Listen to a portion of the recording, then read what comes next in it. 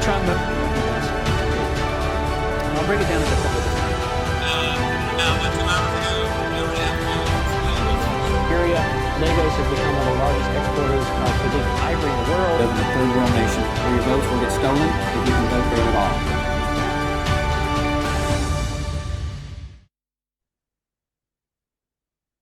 Welcome to Around the World with Dane Waters. I'm your host, Dane Waters. So what's going on around the world? Listen, America is one of the greatest countries in the world, if not the greatest country in the world. I mean, I'm a little biased, of course, being an American. But the reality is that, as we talked about many times on this show, is America fulfilling its international obligations? I would honestly have to say no. I mean, we have the greatest military in the world. We have the greatest ability for humanitarian aid in the world.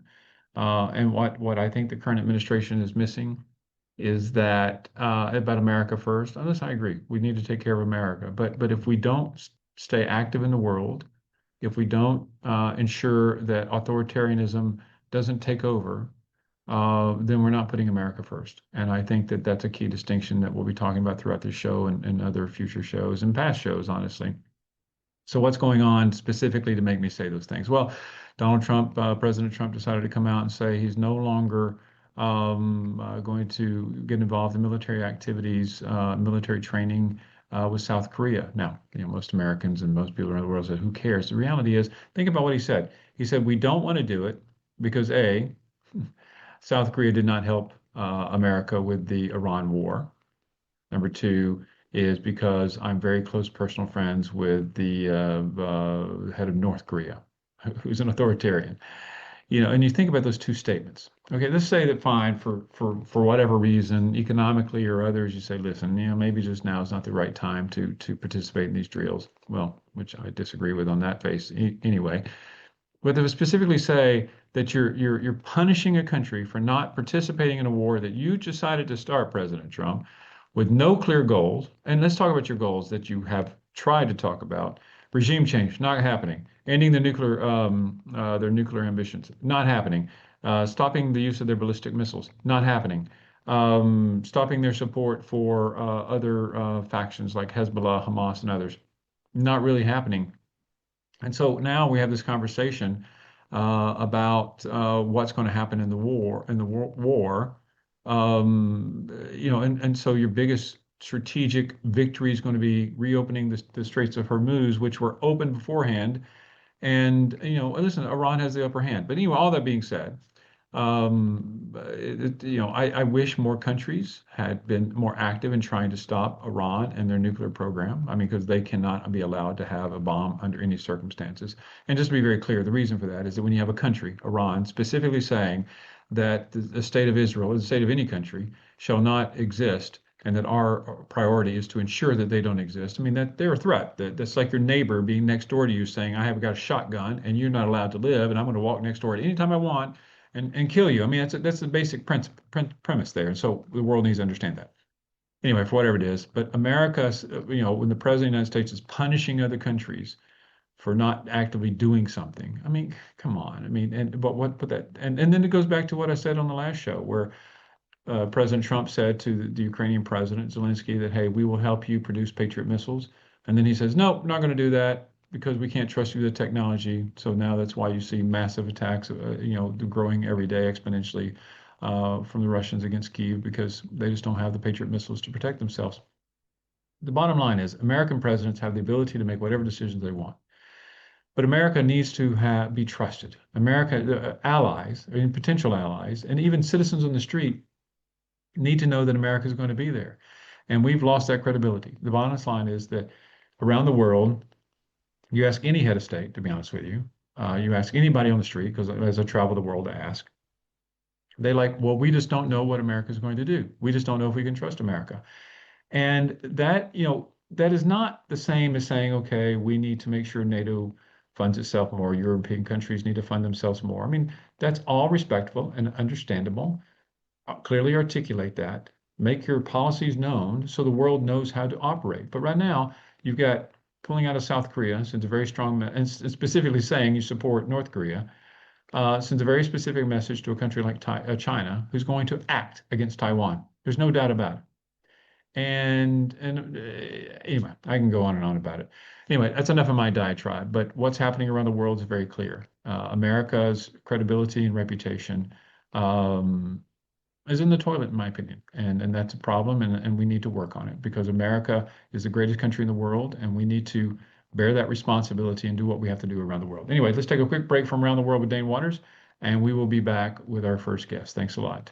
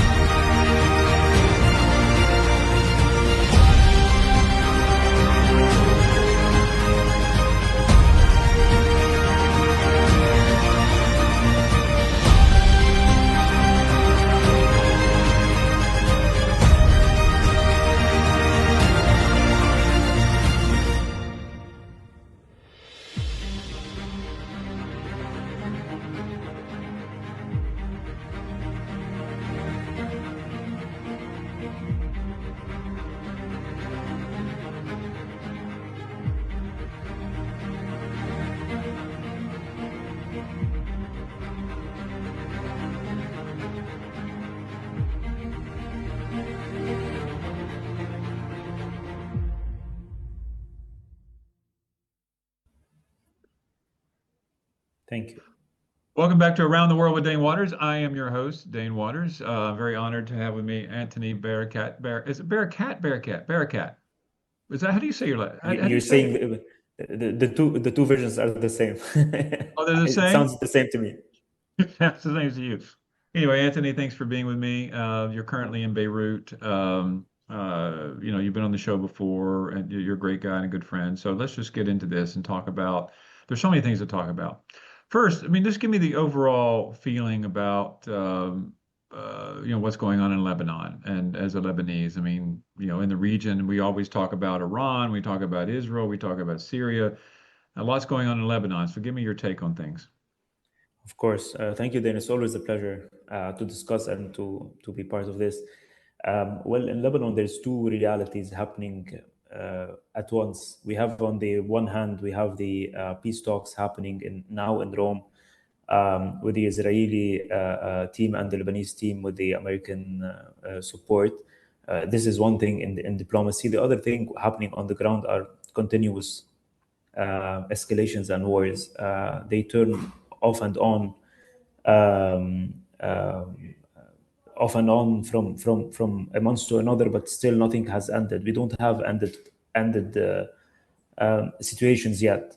So we have now in the south escalations. The Israeli forces are trying to take down different hills that are, in their eyes, strategic to monitoring the area. And Hezbollah is also trying not to allow this to happen. And we're in this phase where there's negotiations on one hand, and the other hand, it seems like the ground doesn't even know or care what's happening in Rome, in the closed rooms for talking. So it looks like two countries at the same time working, and no one knows about the other, which is a bit odd to see and to live. Well, yeah, it's the same thing like, where America, we were supposedly in negotiations with Iran, and then at the same time, military action taking place. It's kind of a surreal. Yeah, I think as a human being, I mean, one problem that we face globally is like who to believe. What is the truth of what's going on, which is why I like to have people like you on the show. So just for the background, as we were talking about pre-show, I mean, this show is now listened to in over 100 countries, and And so, you and I know about Lebanon and what's going on in Lebanon, the conflict, but I'm going to try to boil it down to very simplistic, simplistically, but for the people to understand. I mean, the reality is Lebanon's a beautiful place, great country. Lebanese people are amazing, but the issue for the Israelis and most people is that Hezbollah, many people would say, has took over the country. Now, Hezbollah is funded by Iran. There's two parts of Hezbollah. And correct me on this. There's two parts of Hezbollah. There's the political part, and then there's the military part. And Hezbollah is a political party that actually has representation in the parliament in Lebanon.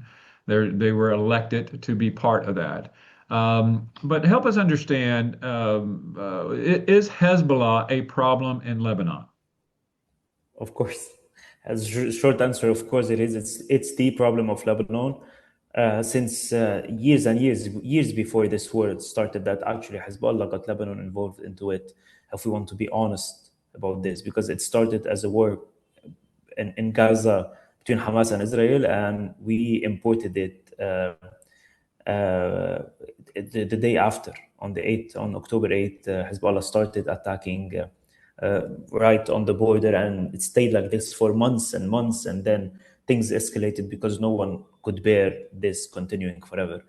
So of course, Oh, well, Hezbollah. let me interrupt you there to make it very clear. So this is a very important distinction. So after October 8th, or after what happened between Hamas and Israel, Hezbollah got involved. Yes. Lebanon did not get involved. Hezbollah got involved, right? Of course, Lebanon never gets Lebanon in terms of the official Lebanese army and the government usually don't get involved into foreign fights with any country, actually, because we know the burden of this on the people and the capacities of the Lebanese army. So we don't get uncalculated things that Hezbollah did. But Hezbollah did this because it was asked to do this by Iran, and they don't have any leverage on saying yes or no.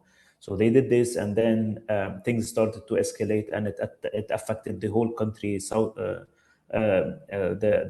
suburb of Beirut, also the south, the whole south, also in the Bekaa area in the north, and everywhere we got displacement everywhere, and we got more than 1 million people. At its peak, it was more than 1 million Lebanese leaving their houses and or getting this, or their houses getting destroyed, or leaving their houses because it was a non-livable place to be in these areas. And now what's happening is that they signed several, stop the fight treaties, or whatever they call them, and for a way or another, and from one side or another, whether it's Israel or Hezbollah, they breach these agreements like an hour or 2 hours after they got signed. And we're in this loop since 2023, and it's never ending.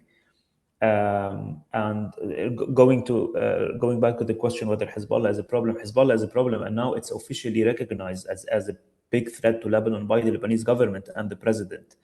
So these are important political improvements that got in Lebanon, because we had a new government a year ago and a new president elected. They don't cooperate, or they don't try to use simple words or to make it easier for the Lebanese, and to say like we're all together in this or whatsoever. They're very clear about Hezbollah being a problem and being an illegal armed militia in Lebanon. So they said this bluntly, and they took a decision to disarm Hezbollah. But yet this is just on paper, because on the ground very little improvements happened from the Lebanese government, at least, because Israel, they are saying that they're doing this on their own if the Lebanese government doesn't want to interfere, or they don't have the capacities. So we're in this loop where the government and the army wants Israel to withdraw, because they say we can take this and handle this and disarm Hezbollah, and the Israeli side are not buying this story, because it's been like this for years now. So this is an important distinction here to understand. So the Lebanese government and then the Lebanese Armed Forces say that, which for the world to understand, for the Lebanese government to actually say blatantly that Hezbollah is a problem is a big, huge step. Okay, that's a huge step, right? Because Hezbollah, of course, because as you mentioned, Hezbollah used to control the majority of the government and the parliament. In parallel with this militia or political side, they have a political arm, and they have a political arm, and they also have people in parliament and government, and they used to control 360 Lebanon from all angles, and now being put on the side completely on the political side is quite impressive for Lebanon to see. And there's still yet the military side, which is weakened 10 times maybe less than it was when it was on its peak in the 2020, 2021, or even less. But still, it's still there and still threatens the people. It doesn't threaten much Israel anymore, to be honest with you, but it still threatens the Lebanese people internally, which is insane. Because I want just to add one thing. Hezbollah did agree to withdraw from the borders with Israel within the 5-kilometer range and to go back. They did agree on this, and they actually did it, which is even more worrying, and they didn't agree to disarm themselves, which is more worrying, meaning that having these arms are not really to fight Israel or to defend Lebanon in any way. It's to use them internally, because if you go back 5 kilometers and turn back on the Lebanese people, why do you need arms if you're not on the borders? Which both things are bad, but I mean, like, in if you put it like this, they don't really care in the coming years to fight Israel, and they need to have their arms to have this upper hand over the Lebanese internally. No, okay, so that's a good point to make too. But let me ask you, so from, most people watching will say, okay, well, you're in a country, the government and the military of that country say Hezbollah is a problem. Yet, why can't they actually disarm Hezbollah? I mean, it's like if you're in, if you're in Washington, D.C., and the government says, hey, there's a militia here, get rid of them, and yet you can't get rid of them. So help the world understand why the government and the military, which are unified, and for the most part, the Lebanese people are unified against Of Hezbollah. course. Why can't you get rid of Hezbollah? Okay, there's two main reasons. The main reason is that the Lebanese army, you cannot you cannot compare it to like what's happening in Washington or other places, because the Lebanese army in some places in Lebanon is technically weaker than Hezbollah, because Hezbollah is trained to fight these kinds of wars, and the Lebanese army is a different type of army. It's more defending and doing other stuff. But this is not the main issue. The main issue is still political, because there is still part in the Lebanese political elite, as we try to call them, that have empathy or collaboration with Hezbollah and trying to disseminate this, or to make this path as long as possible. So there is the main people to blame are the people in government, not all of them, of course, but the ones trying to push back. So it's not one full entity like a rock or something. It's a bit more naive. It's a bit more. It's not a solid form. It's more like a liquid form, where like a lot of things communicate and integrate together. And this is the main problem. And we're getting rid actually of these politicians in key places, but still there is still a lot of them. And from the closed channels or rooms, you can see that Iran now is trying again to whether buy or whether to disseminate people from the Lebanese governments to try not to do this or not to work on this. And we can see it. We can see it in the statements of officials from Iran saying that we are helping Lebanon in some ways, helping Lebanon, meaning helping Hezbollah to continue doing what they're doing, and they're not listening or abiding by the rules of Lebanon inside of Lebanon. So, for instance, we have this Iranian ambassador to Lebanon because they try to have influence inside Lebanese politics. The foreign ministry asked the ambassador to leave the country for good, and the ambassador did not listen and did not leave the country, and he stayed inside the embassy. And since the embassy is technically an Iranian soil, you know how like diplomacy works. He's still here. He's still here, and he's not recognized as a diplomat anymore. But he's still here, and he didn't leave. this is gives you a like a clear view of how Iran sees Lebanon, and this is the same problem with Hezbollah. For example, it's not that easy to apply the things that you say as a government on the ground. Yeah, yeah, no, and So I also, yeah, well, let's see, because I had a former, I've had several former generals from the Lebanese Armed Forces on my show, and one was a General Halou, and we were talking about what I want the audience also to understand is that, and I listen, I have tremendous respect for the Lebanese Armed Forces. I just wanted to say that up front. But however, that being said, there is a contingent. One of the concerns among the LAF is that there is a contingent of those soldiers that are in the LAF that are sympathetic to Hezbollah, right? I of mean, course, just to once again put in these terms, Hezbollah is a Shia organization. It's a Shia based. And so there are a lot of Shia military officials and soldiers. And so one of the concerns is that the LAF can't be as strong as they would like against Hezbollah because there are soldiers within the LAF that are sympathetic to Hezbollah. Is that correct? yes, that's correct. But also, saying this, I have to be honest with you. Like, whatever the cost of confronting Hezbollah on the ground for real internally would be easier than having a third wave war with Israel and Lebanon. So this is the problem with the Lebanese, with the army of, or not the army, or the people controlling the army from the outside, or the top generals. They need to understand that it's not whether the army has some internal problems with the people having empathy with Hezbollah. It's either this or not having anything at all. It's either this or having another war with Israel. And choosing the first one, I think, is a wiser choice than having an open scale big war again. Third time in a row, 3 years in 3 years time. So yes, there is this concern, but having this concern should not stop the army from doing its job. So this is also this is also what people are seeing, because seeing an army that people they look up to in terms of this is the only official armed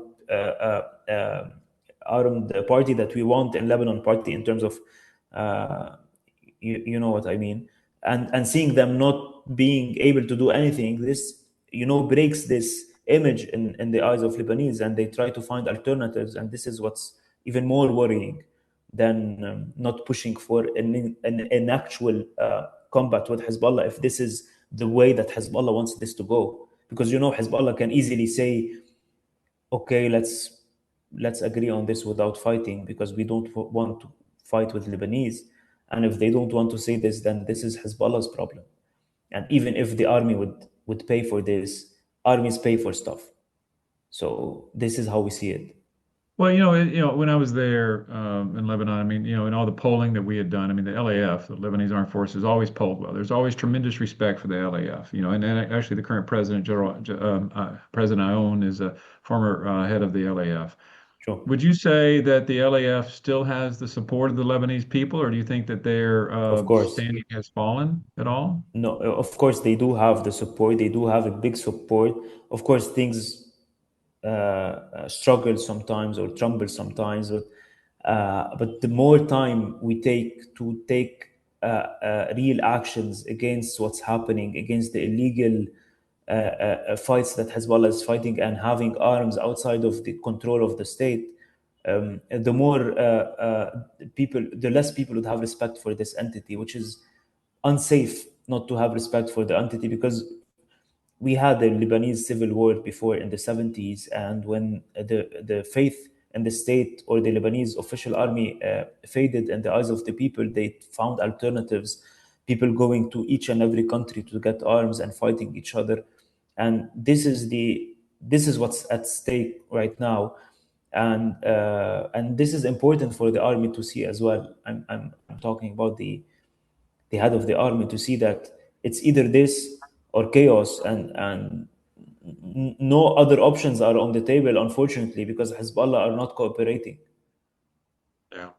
Well, it used to be in the past as well in Lebanon that there was a lot of, the Israelis weren't exactly loved by the Lebanese people. But if you look at what's going on now, I mean, where do you think if you had to compare the public support for Hezbollah versus the public support for Israel, I mean, what is the perception of Israel now among the Lebanese people? Okay, well, this differs a lot from one area to another, if I have to say it by areas, but it's actually one political sect or religious sect to another. My generation, we never saw anything harmful from the Israeli army or from Israel, to the things that we can remember, especially people living a bit far further from the borders. You know what I mean? So we Yeah. grew up not having any problems with this, um, until recently, and until recently that we're seeing everything's happening in Lebanon and the region, especially in Gaza. It's really hard for us in the country uh, to create, and I don't know how to say, to create empathy for this kind of things happening around us, even if by theory what Israel is doing is by default helping Lebanese people. This is not the aim for Israel. They're not doing this to help us, but I mean, this is helpful for the people Yes. in Lebanon because they're otherwise unable to do this on their own. This is something, and having empathy or support for the things happening by the Israeli army in the region is something else.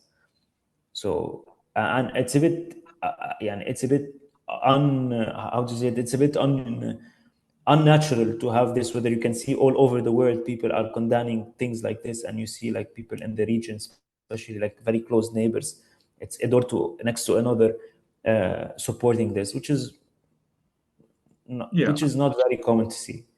Well, I mean, I think it's an important point to make out. I mean, it's not like the Israeli military or Israel is coming to Lebanon's defense. They're just trying to get rid of Hezbollah, which is detrimental to them. So, and yeah, I mean, I've known several people, and I still know several people in Lebanon who lived during the occupation by Israel, and they had tanks on the streets and all that kind of stuff. So it's just, so yeah, if I were in And Lebanon, and sometimes, when you try to think about it otherwise, it's very quickly they do stuff, and you see stuff online that takes this idea back from your mind. For instance, for Christians, for example, is the Israeli army or the Israeli political thinks that Lebanese Christians have more empathy than others, because there's some people that go online and talk about this. But for example, like several weeks ago, you can see like Israeli army people, soldiers in South Lebanon destroying, for example, Christian monuments for no reason. These are monuments they cannot fight or something, and it's for no reason, just for the purpose of it, which have a lot of, which yeah, creates a lot of questions in our minds about this ideology and this school of learning how to deal with things in the army there. So it's a bit, it's a bit weird for us to see this, and it's a bit even weirder to see anyone to have like empathy or good feelings towards this. yeah. Well, I mean, the reality is, I mean, I mean, the question becomes, even when Israel gets rid of Hezbollah, and of course, Hezbollah is also, it's not like physical. Hezbollah is a belief system. Hezbollah, Of it's a course. political party, so it's not like every member of Hezbollah is ever going to cease to exist. And do we really think that Israel is actually going to leave, even if they are successful? And then the question is, how do they define that they're successful? But let's talk about some practical issues. I mean, Lebanon is a small country, number one. Okay, very small country. I think there's only, I think like 4 million people that live in Lebanon. I mean, okay. So, for the world to understand how small this place is. And then so you have the Israelis who have gone into the southern part of the country. They have forced the evacuation of like 1 million Lebanese. So talk to us about where these Lebanese are going. Of course. So things now are a bit settled more than what it used to be like 4, 5, 6 months ago, because we have some sort of stability outside the borders, like not in the front line villages outside. It's things settled a bit. But on its peak, when we had like this full scale, I can say it, war, we used to have, of course, more than 1 million people out of 4, maybe 5 million people living in Lebanon, more than 1 million displaced. And on a very short time, it's not like on the span of a year, it's like 4 days, which is insane to handle in any country. And how about a country also have political problems, economical collapse, and everything happening all at once, and the war hasn't stopped. It's not like we have a pause and people are going. It's like with bombs continuing. So a lot of public schools got transformed into shelters. Some people who didn't want to share their lives with like 200, 300 other people, they chose to buy tents and sit on the streets on their own, and they refused the government to take them to shelters because they think this is better alternative for them for whatever reason. So you can feel it, you can see you can feel it, and you can see the people, you can see the look and feel of the country changing by the minute of what's happening. And the biggest problem is uncertainty, because you can go to shelter and knowing that, for example, it's a 1 month, 2 weeks problem, and then you go back, but there's no timeline for anything. And schools got cancelled, and people transformed to studying online, which is even worse for Lebanon, because if we have one of the problems are the infrastructure of everything. Actually, we have a very slow internet connection, for example, and no student can actually learn anything online because of all of this. So also not having the schools operating as normal is also a problem. Well, so well, the other thing is, I mean, for people who haven't been to Lebanon, when you think about 1 million people leaving the southern part, there's really only one major road in the south to the north. There's a few small. I mean, I'm just trying to personally visualize 1 million people leaving the south and going to the north. That's number one. But number two, how do you feel about it's a very divided country. You got the Christians, which are then divided among Catholics and Protestants and all this kind of stuff. Then you got the Sunnis and the Shias. And the Christian community is very established, primarily in Beirut, Astrafia area, those kind of areas. How is it? Do you feel that there's a more of a division now, and animosity? I lost you, Antoni. Your video went away. But are you seeing that there's more animosity growing between the Christians and the Muslims because of what's going on? I lost you, Antoni.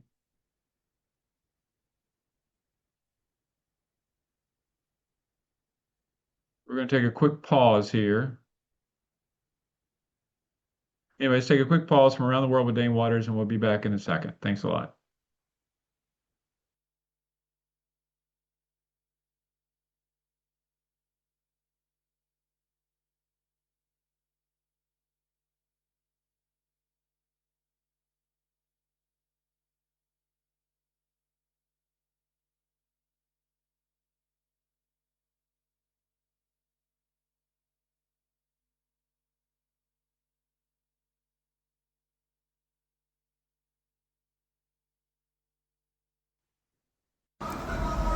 Hello, I'm here in, where am I? Indianapolis, Indiana. I had to remember there for a second. Just here for a couple of things for work, but I just doing a man on the street kind of discussion. And so I was very honored to run into my friend Paul Jacob, who happens to be here as well. And I have a few questions for you. Hey, doing good. Get that pretty little face in right there. So, hey, listen, so a lot's going on in America. This is the first time I've been on U.S. soil in a while, but just kind of give us a quick update about, what the feeling you're feeling from people on the street. Well, I think there's a lot of angst. I saw something earlier on television where they were talking about how the fundamentals of the economy are pretty good in the stock market, and that they did man on the street type interviews, and people were asked about the economy going into a mall, and they were saying they didn't feel very good about it. And then, of course, they're coming out with all kinds of things that they've bought and shopping bags full and so on. So there's a lot of I think just uncertainty about what's going to happen next. And with the Iran war, with gas prices what they are, I don't think anybody feels like it's a great economy. Listen, a lot of Americans don't have money in the stock market. I mean, really, if you talk about the middle class or the higher middle class and up, they have money in the stock market. The average person on the street really doesn't. When you talk about oil prices, I mean, the people I've talked to, they're concerned about just being able to pay for gas to commute to work. I mean, Are you feeling that as well? I don't. I work from my house. I don't commute. But if I was commuting, the gas prices would be killing me. So you're right. And most people, I'm not a wealthy guy who's looking at my stocks every day, but most people don't have stocks, and most people are working and trying to stay ahead of the tax man and the rent collector and so on. And those gas prices are devastating. And when you think about it, Donald Trump came into office largely because the Biden administration had such inflation, and gas prices that were low in 2019 were very high in 2024, and had been throughout his term. So, and then we found when Trump came in and people were complaining about the economy, he was saying the same thing that Biden did, which is it's really a pretty good economy. Everybody's economy is individual. And there are a lot of people in America who just don't feel good about it. And part of that, I think, is being told by our elected officials constantly how good everything is, even when we know it's not. Well, I need to bring this up about the Iran war. I mean, you and I have talked a lot about it, and it's just one of those conflicts that, honestly, I don't even understand anymore. I mean, what's your take on it? I don't like war. I especially don't like wars that you don't have to fight. It just seems like you never want to fight a war you don't have to fight. And now we're over there, and if we leave, it's somehow defeat, and I don't see how we win, so to speak, even though we've been told we've won a lot. It doesn't seem to be the case. But I don't know how you could win in terms of securing the Strait of Hormuz or securing the nuclear material without American boots on the ground. And that's something that I think the countries opposed to the war, they sure don't want to see it escalate with boots on the ground. So it's a problem. Well, I agree it's a problem. And if we were to put boots on the ground, well, first of all, I have to be very clear. I believe there should be regime change. Iran with nuclear weapons scares the hell out of me. Ballistic missile scares the hell out of me. But we should not be the only country fighting this conflict. If they are such a threat, other countries need to be standing up. Why do you think other countries aren't? Well, let's just go back to the beginning of this. Not only was Congress not consulted, and Congress is in such ill repute among the American people that maybe they don't care, but the American people weren't really consulted, weren't really talked with about, hey, we've got to go do some things in Iran. And when you don't talk to the American people, when you don't talk to allies, when you don't talk to Congress, you get involved in something where you don't have support. And that's just, it's not the way to run any country, much less a country that is so engaged in all parts of the world. I guess the last question, there's always this thing in politics, is it your life better off today than it was 4 years ago, or in this case, 2 years ago? How would you answer that question? Well, I like to think that my life's getting better, even though I'm getting older and is a little closer to the Grim Reaper. But I think as a country, there was such hope 2 years ago, and not because it wasn't all because Donald Trump's going to save us, but just that people could go and make some changes, and we keep changing. But the public isn't satisfied. They elect Democrats, they're very unsatisfied. And I don't mean Republicans are unsatisfied, Democrats are unsatisfied. And then we elect Republicans and we're unsatisfied. And I don't mean just Democrats, I mean Republicans too. So we're switching out parties, but we're not getting what we want. And I think it's an argument for why we need more direct democracy, so we don't have to filter everything through politicians. We need things like term limits so that we can get some change in politicians. There's a lot of things that need to happen in America, and it's critical for us.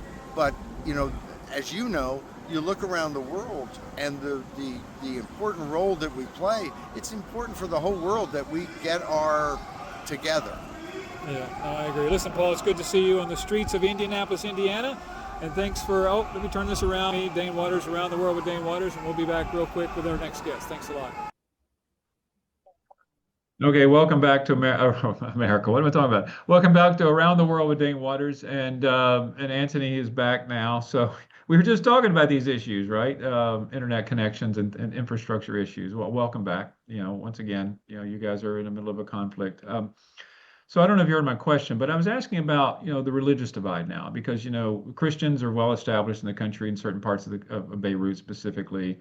I would say, I'm overgeneralizing here, most of the people from the South who moved were Muslim, moving in. There's always this animosity in the previous about Syrian refugees coming in. But how is the relationships? I mean, how are the Christians and the Muslims getting along now that there's a greater influx of them into Beirut?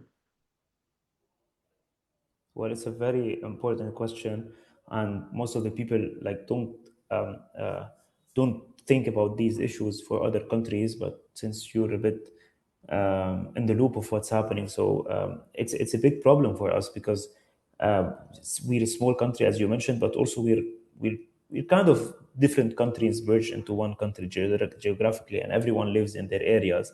So when people moved from one area to another, there's a big disbalance that happened, which is very not very modern to talk about this like this, but this is what's happening, and this is true.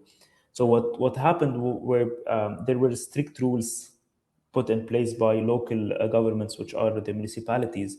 For example, everyone who wants to rent a house or something or an apartment in a different area, they need to scan their credentials to see if they are a potential target for anything that might happen, not to put other people in the building in danger or the area. And people were very frightened about this because Israel is doesn't matter if there's one person in the building who's like a military person working with Hezbollah, they can take down the whole building with everyone and anyone living in it, even though people don't really know who's their neighbor. So because this happened once or twice or several times, so to make this less likely, there were very strict rules by governments and local municipalities. But in terms of people were very hospitable towards one another because they took politics aside for a moment just to welcome kids and women who had no other places to be. But in terms of the windows were the windows put in place by the municipalities or the local governments, they were actually strict rules that you might think they're not very ethical other in other places, but they are important and useful and very important to be in place in Lebanon. And I think this is what our audience needs to understand. I mean, we live in a world, we talk about conflict all the time. We talk about Ukraine, we talk about wars, we talk about what's happening in Iran and in the US. But I think for the average audience, they don't understand what the impact of conflict is and war is. So there in Lebanon, for example, I mean, I think this is important. You bring this is a very important point, is that when Israel decides to take out a Hezbollah commander, that Hezbollah commander can be living in an apartment building with 30 Christians, and I mean, I'm not trying to make this a religious divide, but innocents do die. They do. And so when you have municipalities deciding, okay, well, you have to live here, you have to live there, because that's the practical reality, thinking that Israel will strike and destroy a building, and these are the practical things. But let me ask you this: we have a few minutes here left. Let's talk about the human toll of this. Okay, psychologically, as I said, I've had people on the show from Ukraine, and just they've been at war for 4 years, and just the mental impact. Talk to us about, like, from you personally. I mean, what is the mental impact, emotional impact of this conflict? Of course. Well, also a bit bigger than the conflict, it's important to see where were we in the past 5 to 6 years. So we had, of course, the COVID, like everyone else in the world. In the same year of the COVID happening, we had the Beirut explosion, which is the port explosion, which is one of the biggest explosions ever in any country. Devastating. A year prior to this, we had a very big economical collapse, the biggest ever in a lot of countries near us.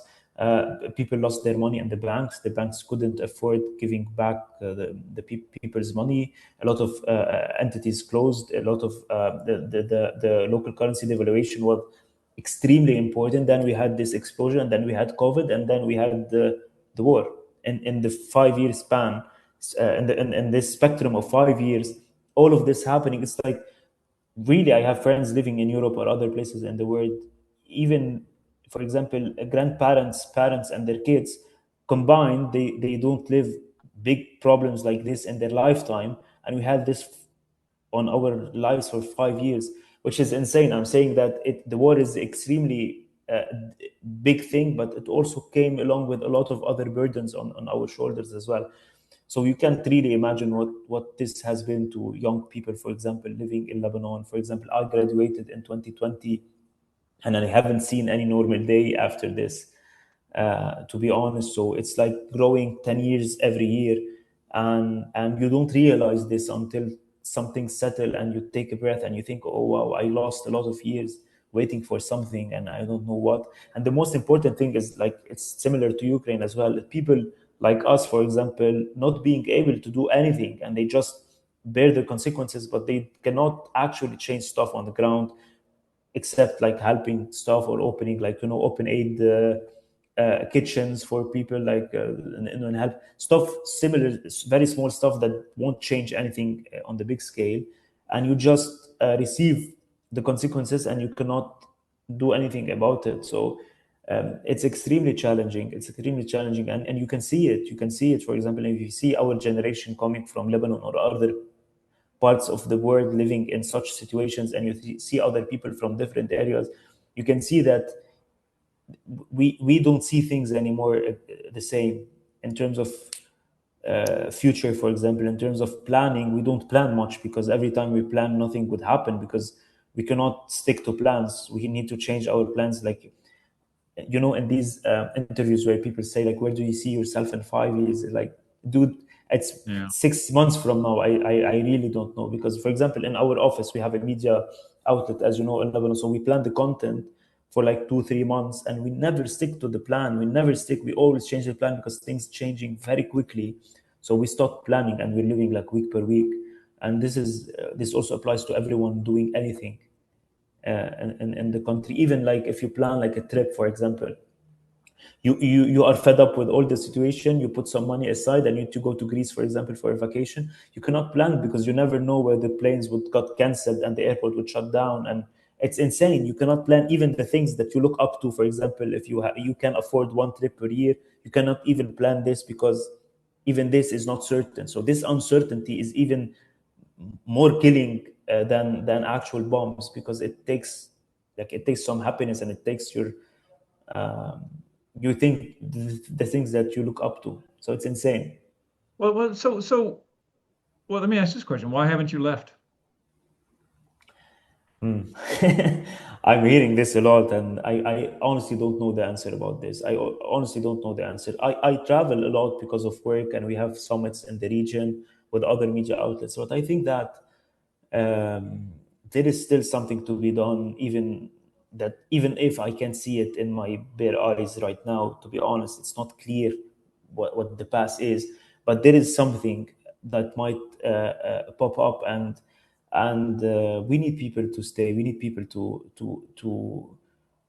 do stuff later on, when the skies will become a bit less gray than this. We need people to be here to take the rubbish from the streets.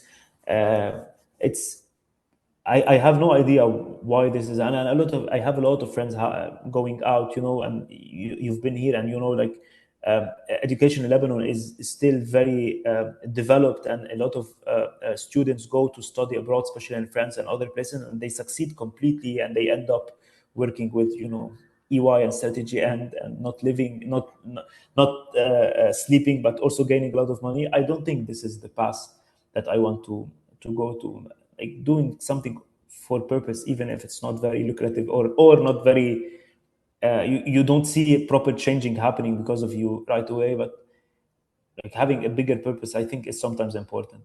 Well, I think that what you're doing is amazing. I think that, for individuals, I think, yeah, this, the easy route, listen, not to be disrespectful for anyone who's left Lebanon, because I know people who have left Lebanon. I mean, the easier route is to leave Lebanon.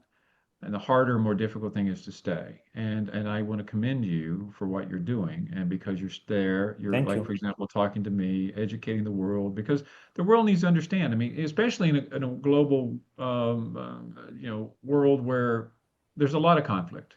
but people don't Of understand course. the personal Of toll, course, the but and emotional. also we need to say to the people that this is not Hezbollah land. This is Lebanon, and there's tons and tons of people who don't share these values and who don't agree of what things are doing. So Western media sometimes because there's a lot of things happening. I'm not blaming anyone, but they tend sometimes to globalize issues in the country. For example, this is the country, but it's not. So there's a lot of people in Lebanon taking results of what Hezbollah is doing and what Israel is doing at the same time, and we don't agree with either of these, and we're bearing the consequences of the both sides.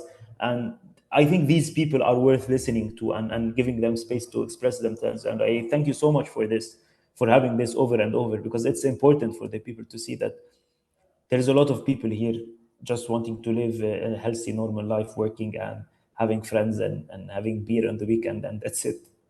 No, I agree. And so the world, to make to make that very clear, Lebanon is not Iran. Lebanon is its own sovereign country. The Lebanese people are amazing people, and what Iran and Hezbollah have done to the country, they're an occupying force. They really are. I mean, when you get down to it, it's just like any country being occupied by a foreign And it's force. harder than any actual occupying force, because it's within it and it's not official and you cannot say it, and it's harder to get rid of because it's not clear. And this is harder, and this is even more complicated than actual people coming and occupying you. Yeah, no, they're like they get their tentacles everywhere, and it's like they've rooted their trees, and it's almost impossible to get rid of them. But like when I lived there, I mean Exactly. it's dangerous. I mean it's just not a if you mess with Hezbollah, they kill you. I mean it's not like Of that course. they are nice people, and it's just a horrifying experience. Listen, sadly we're out of time, Anthony. I appreciate. Oh, you know what? I just want to make sure I was recording, and I was recording. I do believe that I was. Yes, there we are. I'm not very smart these days, Anthony. I'm just not. Anyway, I did hit the record button for the second time. Phew, I was getting a little worried there. But listen, hey, I really appreciate it. You stay safe. Thank you. Once again, seriously, I'm glad you're growing your hair. And I really value this friendship, Dane, even if we don't speak from often, but always the conversations are very fruitful. And I wish you bright days like the background that you have, I, and blue skies and good sun, and yeah. I appreciate that. Well, listen, you take care. And anyway, so thanks for being with Dane Waters around the world with Dane Waters, and we will see you again next week. Anthony, thanks a lot. Take care.